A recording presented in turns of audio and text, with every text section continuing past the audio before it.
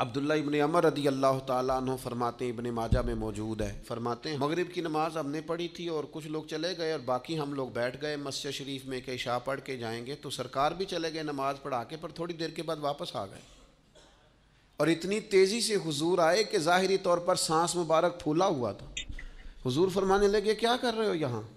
حضور وہ ہم نماز کا انتظار کر رہے ہیں۔ فرمایا تم یہاں نماز کا انتظار کر رہے ہو اور رب فرشتوں کے سامنے تم پر فخر فرما رہا۔ ان دلہ بندے کا مرتبہ کیا ہے اللہ کی بارگاہ میں اس کا۔ حضرت ابی بن کعب رضی اللہ تعالیٰ عنہ صحابی ہیں، نبی کریم تشریف لے گئے ان کے پاس، کریم نے کرم فرمایا، میں نے سنا ہے وہ بن سور کر میری عیادت کو آ رہے ہیں۔ نبی کریم صلی اللہ علیہ وسلم خود یعنی حضور خود تشریف لے آئے، نبی کریم نے مہربانی فرمائی۔ حضرت ابی بن کعب کہتے ہیں حضور میرے پاس آ کے کہنے لگے مجھے اللہ نے حکم دیا ہے کہ میں تمہیں قرآن سناؤں۔ مشکات میں موجود ہے۔ تو ابی بن کعب وجد کی کیفیت میں کہنے لگے حضور اللہ نے میرا نام لیا ہے، میرا نام اس نے لیا ہے، میرے مالک نے، میرے کریم نے میرا نام لیا ہے۔ حضور فرمانے لگے ہاں اللہ نے آپ کا نام لیا ہے اور مجھے حکم دیا ہے آپ کو قرآن سناؤں۔ حضرت ابی بن کعب پھوٹ کے روئے، حضور میرے مالک نے میرا نام لیا، میرے مالک نے۔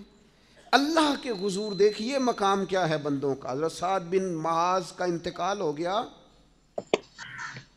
نبی کریم ان کے خیمے میں داخل ہوئے جہاں ان کی میت مبارک پڑی تھی، تو حضور ایک قدم یہاں رکھتے ایک تھوڑا ہٹا کے رکھتے۔ یہ بھی لوگ ہیں دنیا سے جا رہے ہیں، یہ بھی ہیں جو دنیا چھوڑ رہے ہیں۔ ان اللہ مرتبہ کیا ہے؟ حضور ایک قدم مبارک یہاں رکھتے ایک ذرا ہٹا کے رکھتے۔ حضور اس کی کیا وجہ ہے؟ فرمایا 70,000 فرشتے آئے ہیں، خیمہ سارا فرشتوں سے بھرا ہوا ہے، ذرا بچا بچا کے رکھ رہا ہوں کسی فرشتے کے پر پیر نہ آ جائے۔ اور جنازہ اٹھا تو حضور فرمانے لگے